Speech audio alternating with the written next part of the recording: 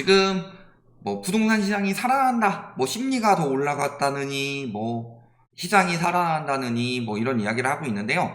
진짜 시장이 살아나려면 사람들이 버틴다, 힘겹게 버틴다가 아니라 돈의 여유가 넘쳐서 부동산을 사기가 더 좋아졌다, 뭐 대출이 늘어났든 소득이 늘어났든 이런 상황이 돼야지 진짜 부동산 시장이 살아난 거죠.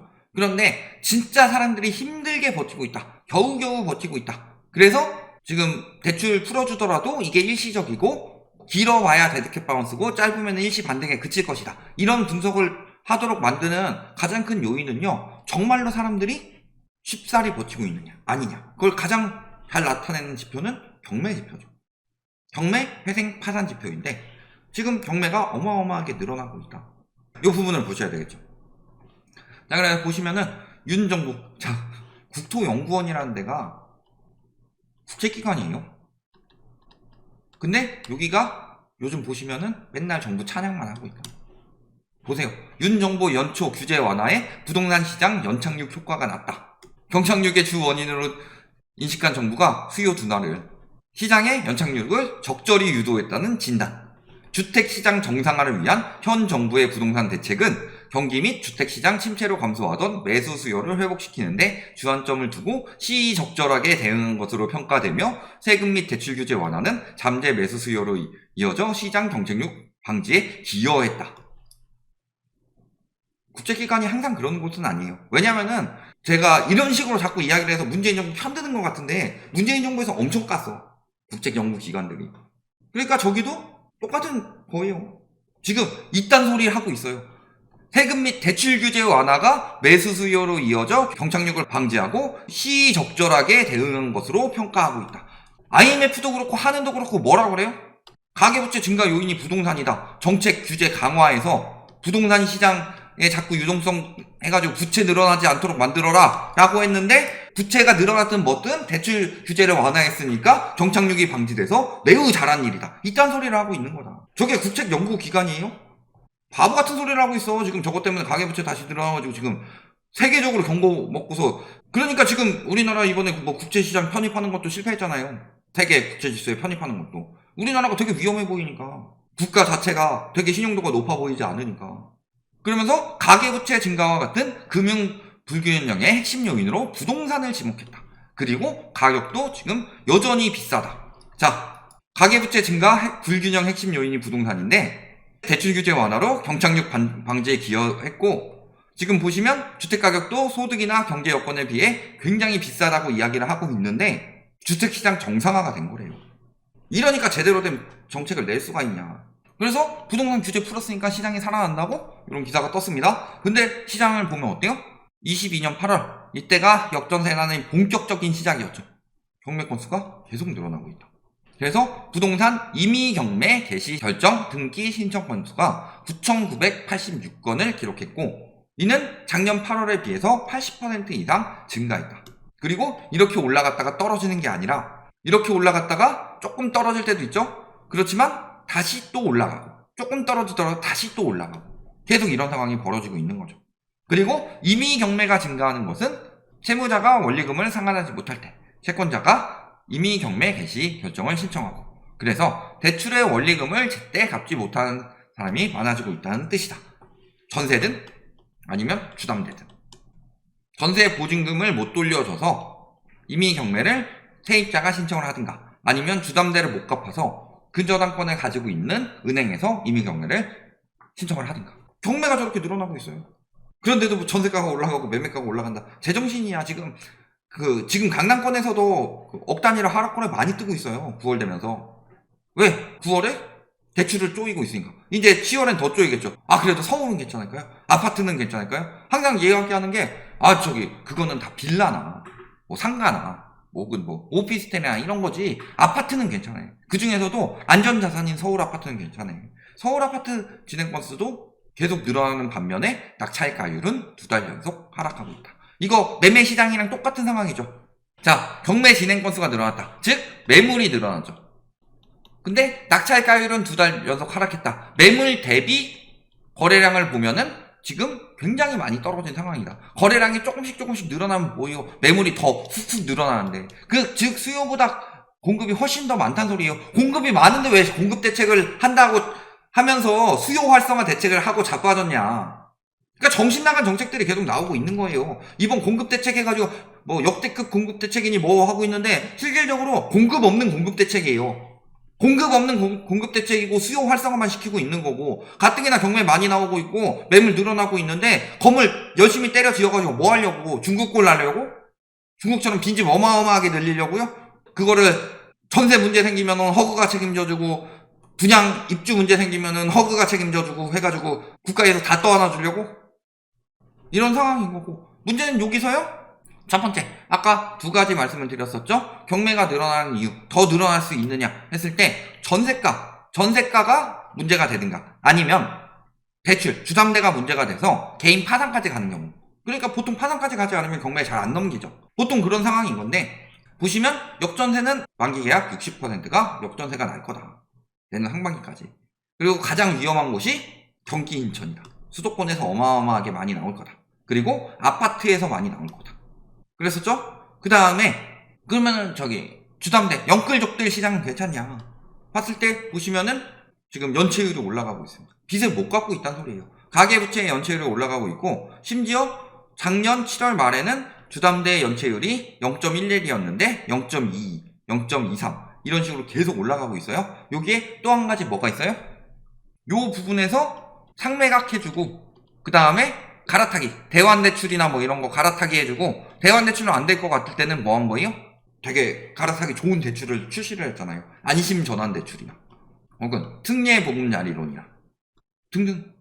그럼에도 불구하고 계속 금리도 낮춰주고, 그런데 연체율은 계속 올라가고 있어요. 여기에 고정이하 여신 비율, 이게 고정이하 여신 비율은 연체 3개월 이상, 그래서 회수가 잘 되지 않을 것으로 생각하는 채권들, 그것에 대해서 어떤 상황이었어요? 5대 금융지주에서 막 2.2조 상매각하고, 그래서 연체율 떨어뜨리려고 하고 부실채권 소각을 했음에도 불구하고 0.63%로 6개월 만에 0.14%포인트 올랐다. 지금 돈 못 갖고 있는 가게가 늘어나고 있다는 소리예요. 뭐 기업도 마찬가지지만 가게도 마찬가지다. 이에 따라서 개인 회생, 개인 파산 보세요. 작년 같은 기간 대비 21%가량 증가했다. 그리고 개인 회생이 어마어마하게 증가했고 파산도 증가하고 있다. 대신에 이제 법인 회생, 법인 파산이 많이 늘었죠. 이런 상황에서 이걸 뭘로 받아줬던 거예요? 특례보금자리. 그 다음에 50년 주담대, 혹은 뭐 아까 말씀드린 안심전환대출. 이거는 안심전환대출 자체가 더 싼 금리로 더 대출을 내주겠습니다. 조건만 만족한다면. 대환대출. 자, 요거는 그래도 조건 검토하고, 어차피 전환하는 대출이니까 조건 검토하고 이런 식으로 해서 하는 거니까 괜찮지만, 특례보금자리론 50년 주담대, 이건 DSR 우회 대책이죠. 그래서 결국에는 경착륙이 어떻게 기여했냐면요, 빚을 더 싸고 길게 내줘가지고 버틸 수 있도록만 만들어준 거예요. 그래서 보시면 어때요? 특례보금자리론 하자마자 한 달 만에 가장 많은 대출 신청한 게 뭐예요? 기존 대출 상환. 더 싸게 빌려가지고 요거 상환하고 더 버티겠다. 이게 경착륙에 기여한 게 아니라요, 좀비 가구를 늘리는 거예요. 좀비 기업 같은 한계 가구를 늘리는 거고. 50년 주담대 수요도 보시면 50년 주담대가 한 달에 2조 원 늘었는데 전체 주담대 규모는 줄어들었다. 왜? 40년짜리 가지고 있는 사람, 30년짜리 가지고 있는 사람들이 버티기 힘드니까 50년 대출 받아가지고 버티도록 만들어준 거다. 자, 집값이 떨어지게 되면요, 비싼 가격에 산 사람들은 많이 위험해지죠. 싸게 산 사람들은 괜찮다. 그리고 그 상태가 계속 비싼 가격으로 유지가 되면은 주거비가 올라가면서 사람들이 대출을 받을 때도 더 많은 대출을 받아야 돼요. 그러니까 주택시장의 가격이 비정상적으로 되면은 이거를 정상화시켜가지고 부실 차주들은 어느 정도 털어내고 만들어야 되는데, 부동산 시장 가격 안 떨어뜨리면서 분양가도 안 떨어지죠? 그러니까 분양가가 지금 어마어마하게 비싸고 어마어마한 폭리를 남기고 있음에도 불구하고 분양가 깎아줄 생각을 안 하죠. 그래서 사람들이 내 집 마련이 굉장히 힘들어져서 지금 우리나라 인구의 한 무주택자가 한 40-50% 정도 되는데 굉장히 힘들죠.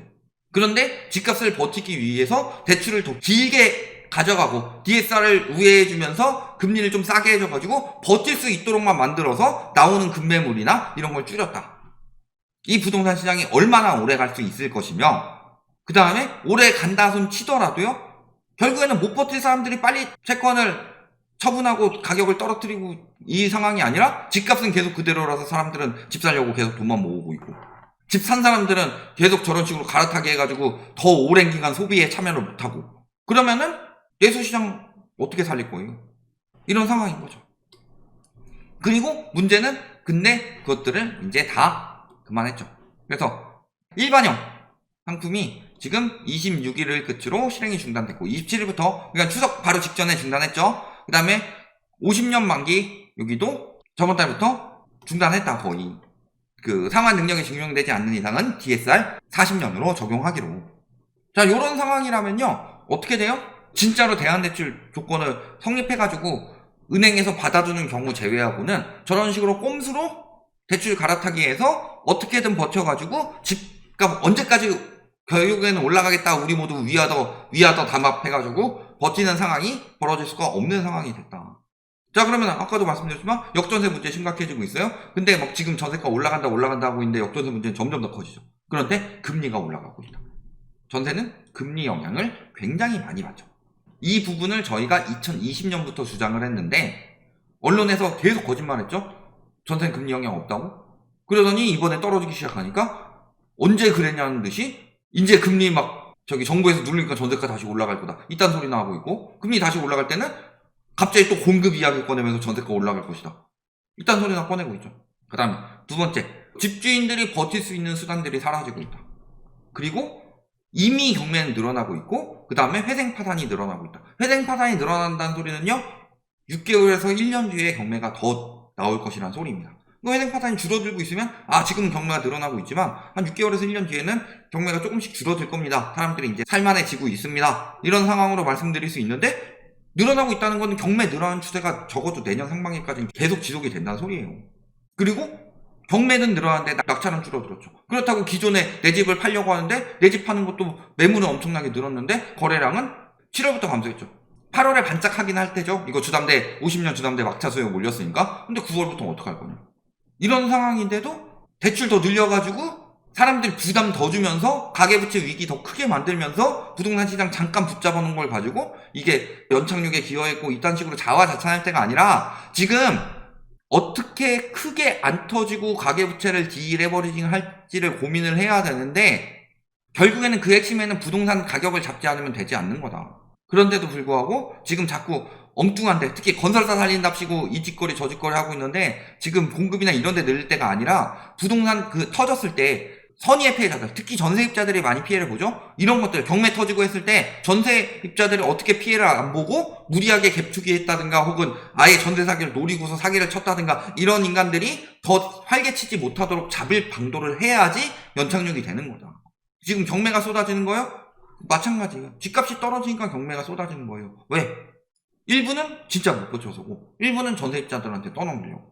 그래서 경매가 이렇게 폭증하고 있는데 건설사나 살리고 있는 대책이 말이 되냐. 지금은 부동산 경착륙 시기에 집 산 사람들은 자기 책임이에요. 그거 정부에서 책임져줄 필요 없습니다. 다만 집을 사지도 않고 내가 전세입자가 됐는데 이런 사람들 피해보는 거 어떻게 막을 것이냐. 전세자금 대출을 어떻게든 조금씩 줄여가지고 집값 연착륙과 그 다음에 집값 거품을 어떻게 없애고 어떻게 디레버리징을 조금씩 시킬지, 이 부분에 고민을 해야 될 때다. 여기까지 말씀드리겠습니다.